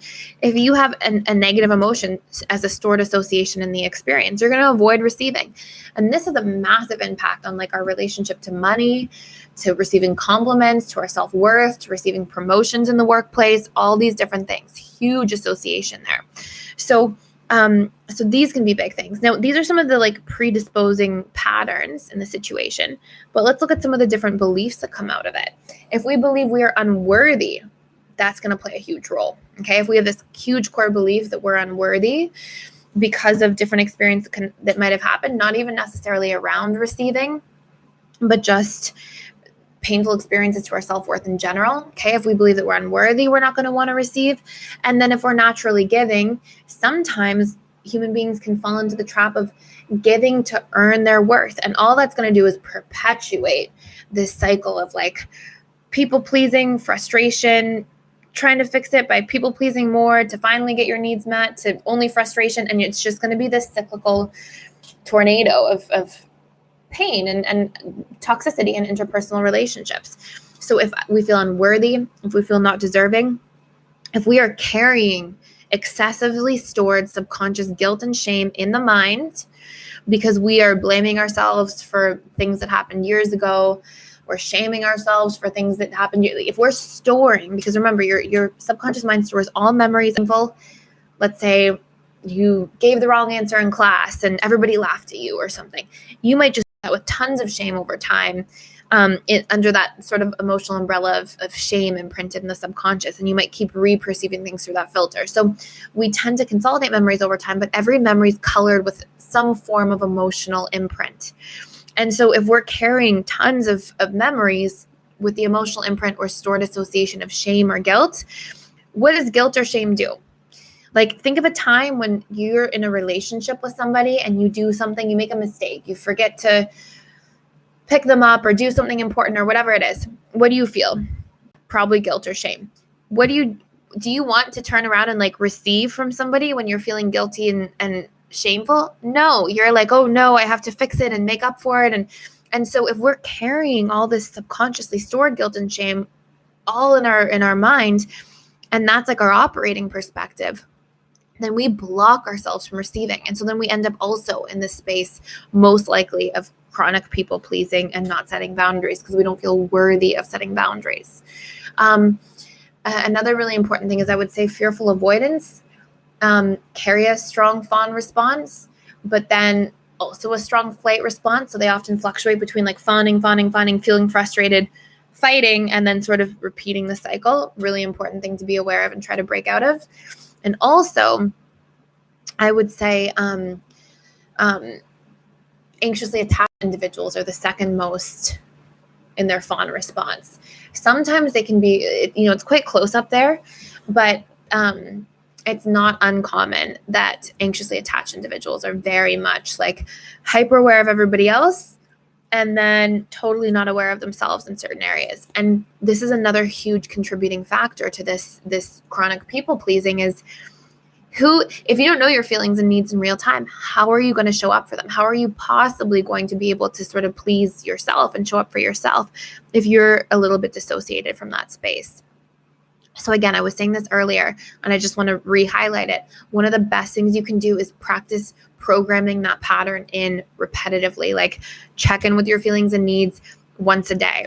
Or there's some exercises in both the fearful avoidant and anxiously attached workbook that are these questionnaires of you reflecting on your day, and they're like a journal entry space where you can go back and have reflected on your day and go back and go, okay, what did I feel at these different parts of my day? What did I need? So even if you're not able to do it in real time, because maybe you work in a job where like you're on your feet all day, maybe you're like a nurse and you're just going and you're running around, whatever it is, at least give yourself that time of reflection. And the more repetitively you ask yourself this question, the more naturally it will come. And then you'll be able to sort of recognize your feelings and needs in real time. So I just want to note, anybody, if I'm skipping over any questions, it's for one of two reasons. It's just that either it's not about the content and I'm trying to stay on track with the content for today, or it's not highlighted and I'm not seeing it, just to be super clear, because I'm trying to sort of play catch up a little bit with the questions. So Efrat says, Thais, again, codependent. I think that what's probably happening is you might be experiencing counterdependency, which is like sort of this need to push away from codependency to sort of protect your needs, but it's sort of like indirect codependency because you're not able to check in with your feelings and needs in real time. To be honest, a lot of the questions you ask, I think, are quite centered around codependency. So I would take another look there, and I'll go through like an example in just a moment for everybody for how to really check in with like if you might be experiencing any codependent tendencies. And it's most common for fearful avoidant attachment styles. So fearful avoidant and anxious. Michelle says, another thing I noticed is that I am non-confrontational and sometimes would hide the truth in order to not hurt others' feelings. Exactly. So a really great thing to do is ask yourself, what do I make hurting feelings mean? Usually we have a belief in there that we're responsible for other people's feelings, that we're bad if we accidentally offend somebody. And so sometimes they don't just say the truth right away. They sort of like, don't leave the relationship when they should, or they walk on eggshells in a certain situation. And sometimes long-term that can actually cause significantly more pain. So it's something to check in and be aware about as well. Yeah, it's okay to avoid certain people and set boundaries. Absolutely. So Annette's saying, I'm personally trying to be more mindful of people who intentionally try to make me feel guilty. What are your thoughts on that? So I think if anybody's trying to make you feel guilty, it's kind of a form of manipulation. Like if somebody's trying to make you feel guilty or guilt you into things, I mean, it's essentially manipulation. There's not really another way around it. That's what guilt tripping is, right? And so what does that mean? Well, people who are trying to communicate through that or through manipulation, the reason people do this is because they don't feel empowered enough to be safe, being vulnerable, to express their own feelings and needs directly. And so when we don't think our feelings and needs will be met, or when we don't have any groundwork or framework there to get our needs met or to express our needs. Like let's say Bob, and Bob's never had positive reinforcement around just directly expressing needs. So maybe Bob like needs you, Annette, to call him more often. But then Bob's never been able to really express and doesn't have the tools or the awareness to go, hey, Annette, I would love if you call me more often. If Bob's like a subconscious associations to expressing needs are like childhood and them just not being met or ignored or dismissed, that's like a write-off. Like he doesn't like look at that and go, oh, can I just ask Annette directly? No, I don't feel safe. He just doesn't even think that way. He doesn't even like that thought doesn't come to mind at all in the first place. And so if this is the case, right, then it's going to show up as being problematic in relationships. And so Bob might have this unmet need, and then his safe way of doing it is to try to manipulate you into it. And it's not this like evil thing. Sometimes people are like intentionally manipulative and it's not safe and it's not okay and it's absolutely not good. But a lot of times people are manipulating because they don't know how to express their needs. So the only way they think they can get their needs met is through these like roundabout strategies. So then Bob, instead of saying, hey, Annette, I would love to talk to you on the phone more often, I miss you, whatever it is, Bob goes, Annette, you never call me enough. You don't care about me. And he starts guilting you. And so one of the best things you can do, just very honestly, and if you feel empowered enough to do this, anybody who's experiencing this, one of the best things you can do is say to people who are doing this, hey, I would love if you just tell me exactly what you need in advance, because I think that can really benefit the health of our relationship. If you want me to call more, let me know. But please don't go about it in a way that guilts me, because it just makes me feel the need to pull away. And so, or you can even just say, it just feels unhealthy. And so you can express like, hey, I need direct communication. Try expressing your needs and I'll let you know if I can meet them. And I can also let you know that there's a meet them when you express directly and kindly instead of guilt me, right? So that's one thing you can do that's very empowering and definitely transforms dynamics in relationships. But if you're doing that and then the person still does this and still tries to sort of manipulate the situation, then it's really okay to set a boundary and just realize, hey, this isn't really a healthy situation for me and it doesn't feel good in this dynamic. And to create that space as a form of self-protection is a wonderful thing to do a lot of the time. So thanks, Rochelle. So I'm going to dive into a little bit more of boundaries for a moment, okay? So here's what I want everybody to do. If you haven't done the codependency course, there's going to be a little bit of like overlap in this area, but I'm going to sort of be phrasing this in a different way, okay? So I want you guys, if you have a chance and you have a pen and paper in front of you, or you want to pull like a Word document up on your computer, here is a space where you can sort of test where you show up in these areas, okay? So number one, I want you to write a space that says time boundaries, okay? And next to it, I want you to give yourself a rating from 1 to 10. And this is sort of like, obviously, it's sort of like a feeling and an intuitive answer, but you should sort of have an idea, right? From 1 to 10, how good are you at showing up for your time boundaries? So for knowing what your time boundaries are, for not violating them or betraying them. And we can look at time boundaries as like the things we give our time to. So let's say, for example, that you stay late at work every day, but maybe you're like really passionate about your work and maybe you don't have anywhere to be rushing to, and maybe staying half an hour late feels good for you and you want to get stuff done and it makes you feel like you're furthering yourself in your career or learning, or, then that's not a violation of a time boundary because you feel good about that. But let's say you stay late every day and you're like, my boss always wants me to stay late, and you're like angry or resentful or frustrated. Chances are you're violating one of your own boundaries. So just assess, and we can look in all 7 areas of our lives. So we can look in our career, in our finances, like how much time are we giving to maybe our partner's finances, but not to our own. And so we're violating a time boundary in that area, or our parents' finances, but not our own, these sorts of things. Okay. So career, financial, mental, emotional. Okay. How much energy are you giving to other people's learning and the mental component? Maybe you're always helping somebody with their learning or their homework. Maybe it's a friend, or you went back to school and you're making a career change, whatever it is.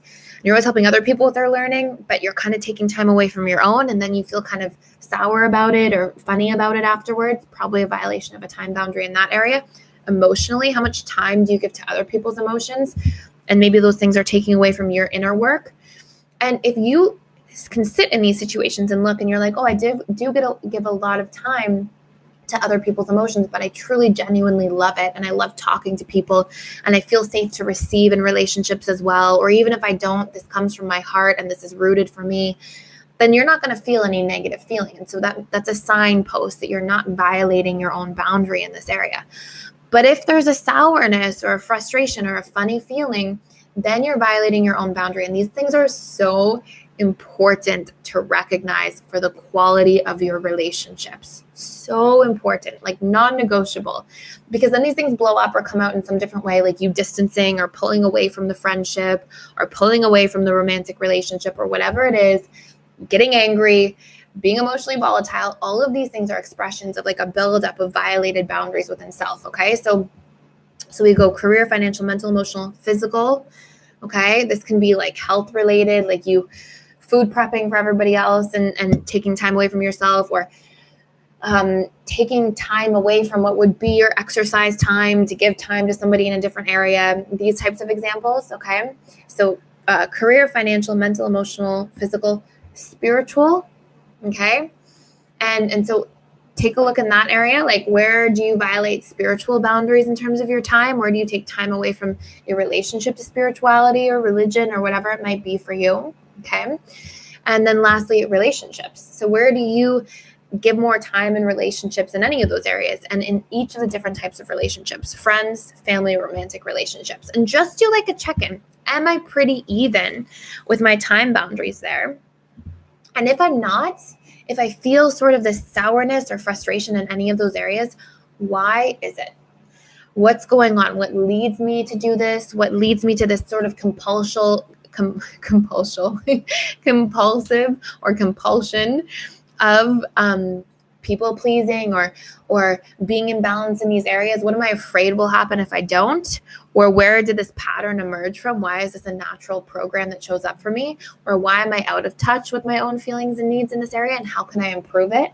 Okay, so you're just sort of taking a big inventory, and you should see a lot of golden nuggets coming out of this exercise pretty quickly. Okay, so this is just in this one specific area so far.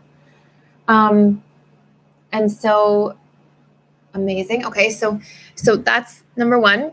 Then go through these next sets of boundaries. Okay, so I hope everybody still has their pen and paper and you're getting a chance to write these out. So your next set of boundaries, okay, so those are your time boundaries. Then I want you to look with your feeling boundaries. Okay, are you taking on responsibility for other people's feelings in your career? Are you like not saying you want a raise to your boss because you're afraid that your boss is going to feel disappointed or feel pressured or feel, in your finances? Are you taking on feelings of other people? Like, are you worrying about everybody around you and then giving too much money away to try, so go through that same, if you imagine that you have that sort of set up in a chart, like you've got your boundaries and you've got your 7 areas of life, check in each of those areas. Okay. Where do I violate my own feeling boundaries? And you're going to know because you're going to feel something about it. You're going to feel right away like, oh, yeah, I take on everybody's feelings in my career for sure. I'm like always trying to take on all the work for the team, or I'm always trying to please everybody. And I'm worrying about giving feedback to people in case they take it as criticism. And so I don't do it. And you'll see these are also huge places that you're blocking yourself and your growth in life. Okay. And again, ask those same questions. Why am I doing this? Where did this come from? What am I afraid will happen? And then what you can do is like some of these tools that we've talked about, practice exposure response in these areas that we've talked about in this webinar. So incrementally expose yourself to changing the pattern and lace it with a new positive emotional association over time. And the repetition of that will create a new imprint and a new pattern long-term. It's something you have to be committed to and you ideally want to do until it feels comfortable and normal again. Okay. So your feeling boundaries, your next one is your physical boundaries. So your physical boundaries can be like your physical space. It can be your physical body. right? And so check in all 7 areas of life. Like, where do I let people in my career violate my physical space? Maybe like I'm in a group in my career and everybody always has to do everything at my place. Or maybe in my friendships or romantic relationships, I let everybody come to my space and then they leave a mess and they don't clean up. And it feels like this kind of violation over time of physical boundaries, right? So go through each of the 7 areas of life and check in there as well and see what comes up. Your mental boundaries is the next one. Okay, what are your mental boundaries that are being violated? And your mental boundaries you can think of as like your thoughts and opinions. Maybe you have an argumentative relative, and maybe you have like really important personal opinions that matter to you about animals or the environment or the government or whatever it is, and you always let people override them, and then you doubt and question your own boundaries and you violate your own boundaries in that way. And the opposite of that isn't like arguing everybody your mental opinions, but it's like, do I, give space to listen to people, but also keep validating my own mental boundaries at the same time if I feel that those things are right. And it's great to like be open and listen to other people and really assume your opinions, and you're not giving space for yourself to truly consider these things, your thoughts, beliefs, opinions, whatever it might be, and you're just sort of like in everything, then you're probably violating some of your mental boundaries. Okay. And then the last one I want you to look at, the last 2 are your thought boundaries. Okay. So you can sort of extrapolate that. And I want you to look at your thought boundaries. It can sort of be in your time boundaries too, is how much time do you spend thinking about other people? So we're separating this from thoughts and opinions. How much time do you spend thinking about other people and worrying about other people's problems in each of the 7 areas of life, in your career, in your finances, like your partner or your loved one's finances, any area, spirituality, physical health? How much time are you spending thinking about other people in a way that's like become imbalanced or unhealthy? So maybe you worry about other people, but you don't even communicate about it. Or maybe you worry about other people so much, but it's at the expense of your own physical health or well-being. Or maybe it can take place in so many different forms. So check in there. How many of my thoughts are like giving my power away to other people in a way that may not even be benefiting the relationships? Okay. And then your last one, and this is a pretty obvious one, are your sexual boundaries. So what are your sexual boundaries just as a whole? And what makes you feel safe or unsafe, or connected or disconnected? And be conscious about these things. And this can even like sort of under the category here can be physical affection. Like I've seen people who really need to move slowly in relationships, and they don't really like holding hands right away in a relationship. They want a few months before there's that level of intimacy. So we can even say intimacy boundaries instead of sexual boundaries. And maybe they're like, oh, but I'm weird for not wanting that, so I might as well just do that right away. And maybe people don't want to kiss right away in relationships. Maybe they really want to take their time in that area, and there's nothing wrong with these things. What becomes healthy or unhealthy is if we ignore these things, or we reject ourselves and our own needs because we think they don't fit in, and then we violate our boundaries in these areas. Okay. So one of the most important things we can do once we've identified, so take your time to go back and do this exercise at the end and see what comes up, is then part 2 of this exercise is you sitting down in each of those areas where you notice that you're violating your boundaries and get really clear and conscious about what your boundaries truly are instead. So for example, if you find yourself violating your own feeling boundaries in the workplace, like not giving feedback because you're afraid it'll be taken as criticism and then it impacts your work or whatever it might be.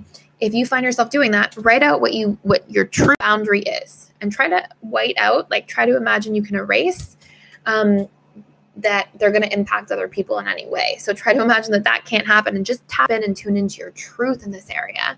What do I truly want as a boundary here? And then once you've identified that, then you use a tool to actually practice expressing it or communicating it or working through it in any form. And that's going to be really important. I just saw Annette's comment. It's like, Bob equals my mom. It's so funny. So there you go, right? So tune in, and these are really important things. And then I would put a separate, okay, so this is a separate exercise. So you have that exercise of checking in each of the 7 areas, each of the different types of boundaries, checking in where you're violating any of these boundaries, and then tuning in ahead of time. What is my true boundary in this area? What do I truly want or need? And then put a strategy for how to get that need met. And again, I really recommend using exposure response as a tool in that area. And then this is a separate exercise, okay? So in this exercise, I want you to take a look at what fears do I have around setting boundaries in this area specifically? What comes up for me? What do I believe will happen if I set boundaries? And then really questioning those stories that exist for you in that area, okay? Oslam says, I didn't know I was codependent until I did the course. It was shocking, but I'm glad I now know. How are you doing with that, Oslam? Because I noticed you had some questions about that, and it's a really important thing. Hi, Rose. Nice to see you. I'd love to hear about that.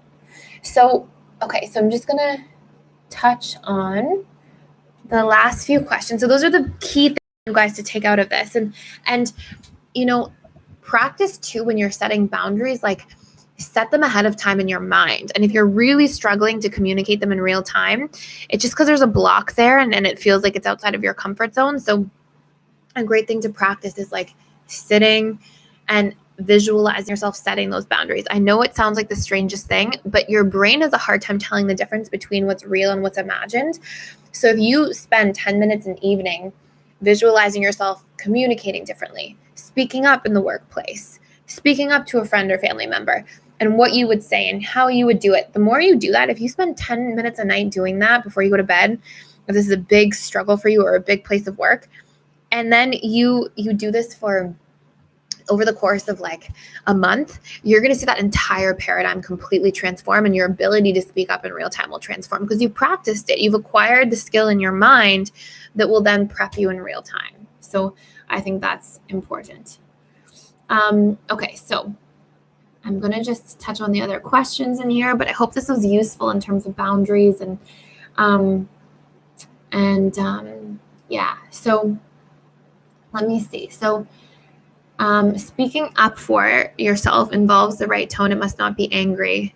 Yes, 100%. It's so important to be able to show up in a way that's very clear, direct, but also assertive. So assertiveness means be direct, but take any emotional undertone out of it. And again, it's a really good thing to practice doing that in real time if you can, right? Or sorry, practice doing that in visualizations if you can, if you find that it's a bit of a struggle. And this can just be as an example, let's say somebody violates a boundary and it's disrespectful. They steal something or I don't know, whatever is disrespectful, right? You can just say, hey, I noticed that you did this thing and it's completely unacceptable. I'm not sure the reasons you did it, but I just want to let you know that's a hard boundary for me and it's absolutely not acceptable for that to happen ever again. And if there's something you want to talk about or something that's bothering you, I'm happy to hold space for that, but that behavior is not okay with me. And that's sort of the tone you want to adopt is being very direct, very clear, very to the point. And that's going to really move everything in a healthy direction. And people take people seriously when they're assertive. When you're angry or you're throwing jabs, you're taken less seriously and people are not hearing you because they're becoming defensive and protective over themselves. And they're busy trying to think about how to fire back. If you are underdoing it, you're fawning in your boundaries, right? Then people don't take that seriously. So really the middle way is the most important and effective strategy. So let's see. How might we best approach boundaries with anonymous online trolls or bullies who are, this is a great question. Hi, WL Hong. Who are spiteful or highly confrontational. So in this case, I would say if it makes you feel good, definitely communicate a boundary. But a lot of the times, because this is a unique situation, it's online. You don't know these people. There's no relationship there. In that case, it's really important to be able to, interesting. In that case, it's really important to be able to just communicate directly. Not communicate directly, work through the story within yourself. Ask yourself, what am I making it mean? And do whatever you have to do to if somebody's making scary comments or, violent comments or comments that are unsafe, definitely report them. But a lot of it is usually things online if you engage, they kind of perpetuate, because a lot of times people are just looking for some kind of emotional response or engagement. And so I would work through like, what might be somebody be experiencing that they feel the need to bully somebody online or to troll somebody online. Like, what's going on inside of them? Well, probably a lot of pain that's eventually overflowing onto this experience. And so if somebody's in that much pain, it's really not about me, it's about their pain.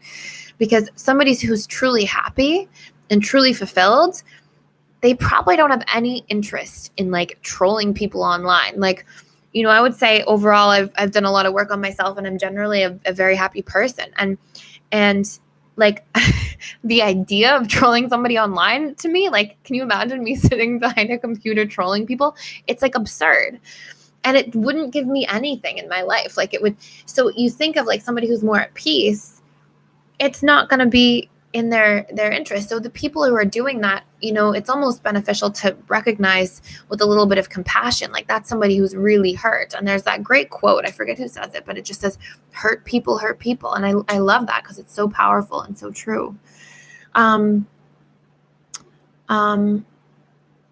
hope that, I think there's a lot of people on YouTube right now. I think the volume might be that. And thank you. That's so sweet. I love that, Jay. We are here. You are here. We have patience. Thank you for your patience, everybody. Because I'm seeing that you guys are saying that it was hitching in and out a little bit. I think it probably is because there's a lot of people on YouTube. I was reading some articles the other day about how so many people are using the internet now more than usual, that all the systems are sort of working to keep up. And so I think that that's probably a bit of what's going on. Keep in mind too, you guys, like this will be restreamed. This is being recorded, right? So it'll be restreamed in the members lounge. So if there's any part of it where you're like, oh my gosh, I need to go back to that part or anything, it's inside the members lounge in the school. So you can always go back if there's any like glitching or anything like that. Thank you, everybody, for your patience. But I'm wondering if there are other good approaches or mindsets. I find this plays into my fears of sharing my work ideas more widely and publicly. So I would, if you're finding that you have like something you want to share and you're fearing that part, I would sit down and I would write out, what are all the fears I have and what do I make meaning of your stories? I know you're quite familiar with that, WL. And so I would just write, what is all the meaning? So if somebody trolls me, do I make it mean that I'm unworthy? And is that really true? Is it true that because somebody trolls me, I'm unworthy? What could it be instead? Oh, it could be that somebody's in pain, or they have too much time on their hands, or it touched a point in them that reminds them of some painful thing in their childhood, and so work through those stories. It's an amazing thing to do, and that'll carry over into all parts of your life, to be honest. Like, once we get over the fear of like being trolled online or whatever it is, and we surface all those fears and question those stories, that's going to positively impact like everything else, like your fears of sharing things at a family dinner, or your fears of sharing things with a partner, or all these different things will start to show up. So it's a great question. Do Ds move on to rebound relationships faster? The time I see this as a general pattern is yes, when they're in pain. So my ex is DA and he's not taking COVID seriously.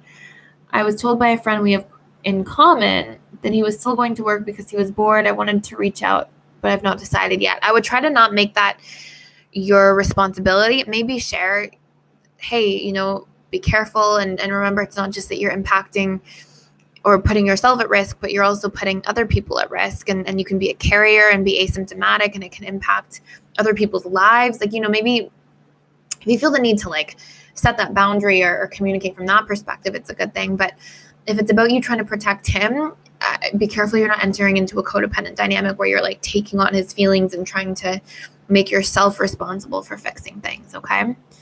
Hi, Vivian. Yes. Beautiful, Jay. I love that. Alice says, how to express to avoidant people. I know it's like I usually stay till 1:30 or like I do the hour and a half, but I'm going to stick around a little bit. So any of you guys, I'm going to go through a few more questions, touch on some COVID stuff, and then I'll let you guys go. But I'll probably stick around for another 15 minutes or so, just so in case you guys are wondering, because I'm going to go through some of these questions in here. So Alice says, how to express to avoidant people FA or DA, that their lack of contact makes the relationship less meaningful. What's the reason behind them reaching out to people not needed? My avoidant friends do this, and when I express that they should initiate as well, they say that they're like this. It's very confusing. I'm working on codependent. Oh, I thought it was all part of the same question. Okay, so great question. So to be honest, some people have different needs. So there's two parts to everything, right? It's our belief patterns and then our needs. So what happens is, let's say in our personality needs structure, let's say we have Bob and we have Alla, okay? Let's say Alla has really high personality needs for social connection, emotional connection, relationships, personal growth. Let's say this is sort of some of your need structure. And let's say we have Bob. And let's say Bob's needs are security, independence, freedom, and, creativity, okay? And then let's say you guys are friends and you bonded. No matter what, Bob's buckets for social and emotional connection relationships are always going to be much smaller. So they're going to be filled more quickly.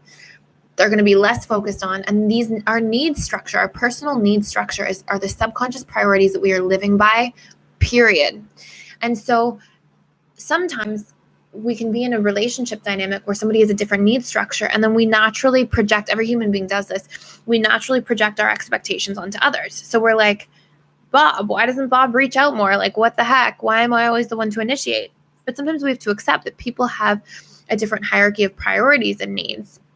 And we can say, hey, it would mean a lot to me in a friendship if you would try to reach out every other week or once a week sometimes too, because I want to feel that I'm valued. Or, hey, when you don't reach out, I worry that you don't value me in the relationship too much. Do you? Like, is this friendship important to you? And you can communicate about that, which can be really powerful. Or you can sort of combine that with accepting that people have a different hierarchy of needs. And sometimes people have this different need structure and have different priorities they're naturally more focused on. And so that can lead to natural imbalances in a relationship. But when we understand that and their needs, then it really changes the dynamic, because part of the pain of it is usually that we personalize it or give meaning to it. And so communicating about the need in a really healthy way, but also accepting that people have different personality needs and priorities is very useful. And I highly recommend, Alla, I know you're in the school, I highly recommend sitting and going through the personality needs course, because I think it'll shine a lot of light for you on this perspective.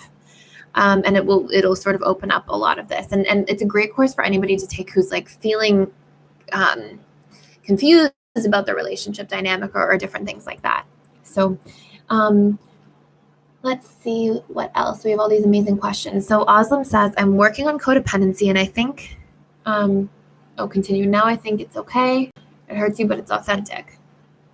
My life's good. As long as it's, if you say it hurts you, I would look for why it hurts you, what you're violating in yourself that it might hurt you. It might be authentic, but if there's like a negative side to it, it means there's something in there that's being violated or is incongruent. So I would sit as you go through those boundaries in that exercise we were talking about, like all the different types of boundaries.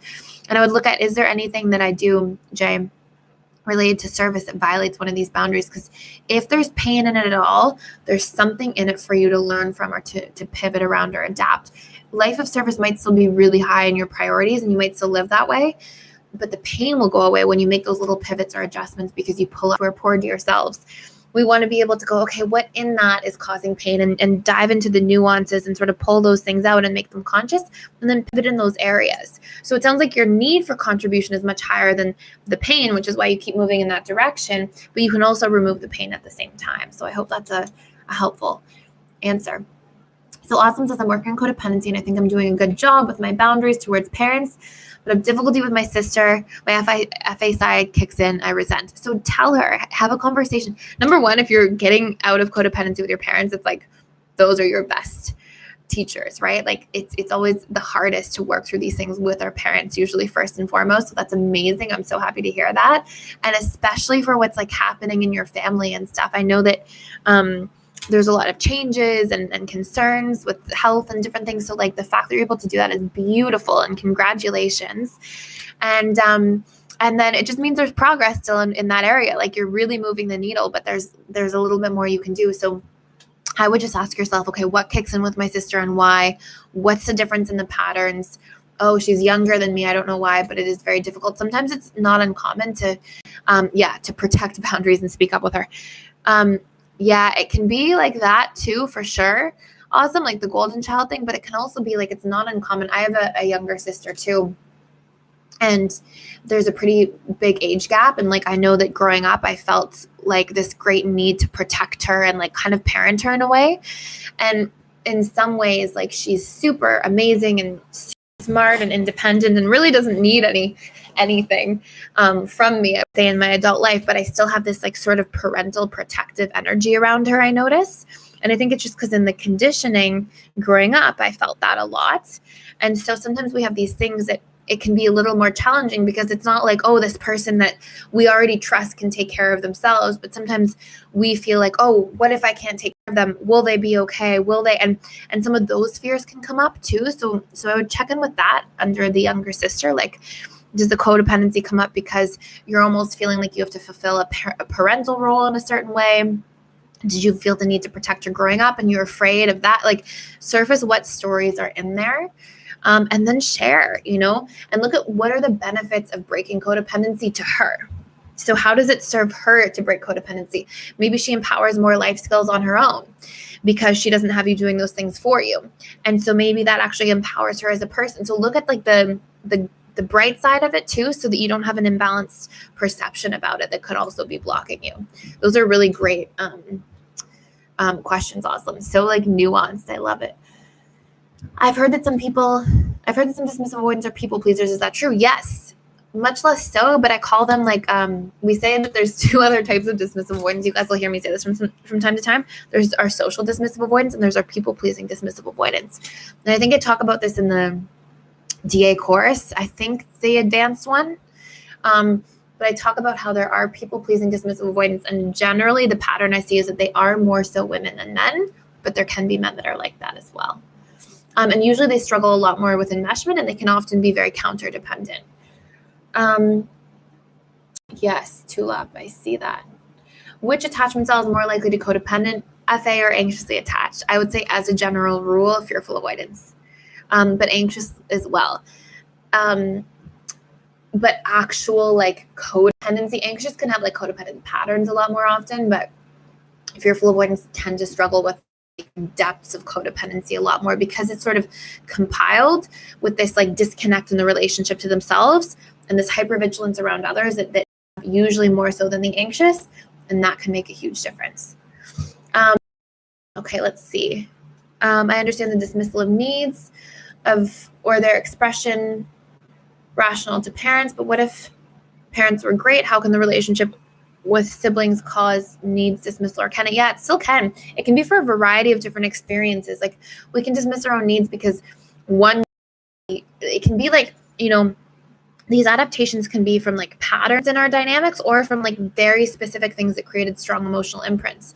So for example, it could be that you constantly were in a space where you had to dismiss your needs in favor of a sibling, or it can be one day you didn't, and you just have this memory of the pain on your sibling's face and that hurt you and it imprinted you. And so you pivoted in your approach to things and then you just never repeated that again. And that became a pattern habit, right? So that can be a big thing as well.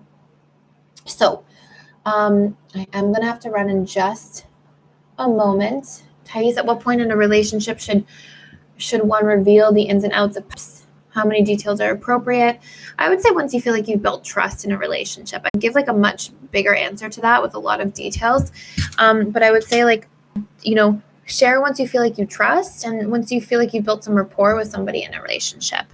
And exactly like Rachel says, it's we can sort of fall into the oversharing, false vulnerability, trauma bonding trap. Absolutely. Share details and tune into your feelings in the process. How do you feel sharing details? Do you feel triggered? Do you feel like you're violating your own boundaries? And that's a great way of tuning in and checking in. So there are two profiles within the FA profile that lean AA or DA and have a specific set of core beliefs unique to the FA experience instead of pure AA or DA. Are there two profiles? I would just say it's exactly like this. Like if you go into the fearful avoidance core beliefs in the courses, you'll see that I have the core beliefs from both sides essentially, plus the unique core beliefs to the fearful avoidant, like distrust wounds, fear of betrayal, these sorts of things that are like not necessarily as strong at all for anxious or for dismissive. But if you're leaning anxious, you're going to have the fearful avoidance core beliefs combined with a stronger emphasis on more of the things that overlap with anxious. And if you're dismissive, there's going to be a stronger core belief association with the dismissive side. Okay, so I'm going to answer this very last question because I do have to run. I actually forgot that I have a quick call to make at 2:00. So I reached out to an FA long distance during the COVID scare and they seemed very anxious and upset. I checked on them recently but didn't hear from them. I shouldn't personalize, right? Yes, do not personalize. Most dismissive avoidants, when they're in a space where they are feeling overwhelmed, their natural tendency is to withdraw from a situation and hide. And so they sort of go into their turtle shell, and that's often a coping mechanism, and it has nothing to do with other people. It has to do with how they cope with situations. I'm an FA interested in DA 2 to 4 times a year. Is that a DA or a personality disorder? I'd rather watch TV than deal with people. I would ask yourself really clearly, is that okay for me? And if I go with that, does that violate boundaries in these areas? And what do I need in a relationship to feel happy and healthy and fulfilled? And I want to get clear on that too, because I think that sounds like a sort of unfair thing to see somebody only 2 to 4 times a year. So check in there in that experience. Hi, Maria. Thank you, Carl. Thank you for being here. Okay, so I'm going to run. Thank you guys so much for being here. I have loved doing this webinar. And what else can I say? We're launching the Advanced Fearful Avoidant course today, the 6 stages of a relationship. So stay tuned for that. The Abundance course came out, I think, 10 or 12 days ago, if you haven't seen it already. And our next course is going to be how to heal from a breakup. We're going to talk about no contact, all the different points in there, and the steps and stages, and how no contact affects different people, and being really clear on our boundaries in the process of healing, and all these different really wonderful things. So thank you so much for being here. Thank you for all of your amazing, insightful questions, all of you. And anybody in the forum who didn't get their questions answered today, I'm going to have in a video later on this afternoon with some more detail about all those questions. So stay tuned for that as well. Thank you so much for being here. Have an amazing day, you guys. Stay safe. Thanks again. Bye, guys. Bye. Thanks, Andy. Hi. Hi, Robin. Thank you. Thank you guys so much.